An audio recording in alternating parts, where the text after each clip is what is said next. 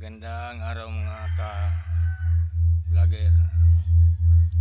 Tapos na yung aking ginagawang yung laruan kong eroplano. Ito na siya ngayon. Ayan.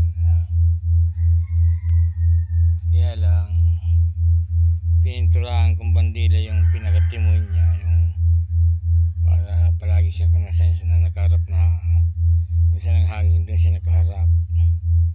Lalagyan ko sana ito ng Year of the Rat dito, tapos ay Year of the Rat, Year of the Snake pala ngayon. Tapos dito sa baba 2025. Kaya lang sabi ng kapatid ko, ano daw yun, yung kabila, bawal daw yun. Kaya ang gagawin ko ngayon, itong kabilang bandila, hindi ko na yan tatanggalin. Ito, pipinturahan ko na lang to ng bubuhin ko na lang ng blue lahat, tapos lalagyan ko dyan ng Year of the Snake, tapos 2025. Ito na yung laruan kong eroplano na pininturahan kong pinakita ko na.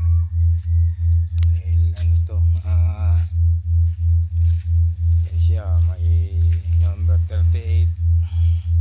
Mamaya lilitiringan ko yan dyan ng Boeing 38 Air Arnold. Kunwari yung piloto may salamin din siya. Ito umiikot to pag malakas ang hangin, ganyan. Ito ganyan, ganyan siya. Ito papunta rin dito, lalo sila kasalubong. Ngayon pipinturahan ko muna to para para lalagyan ko siya ng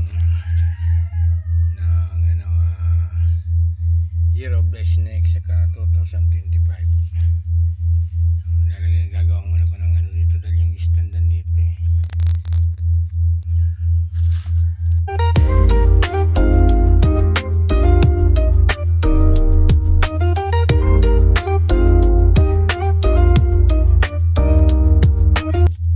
patitigas-tigasin ko lang muna para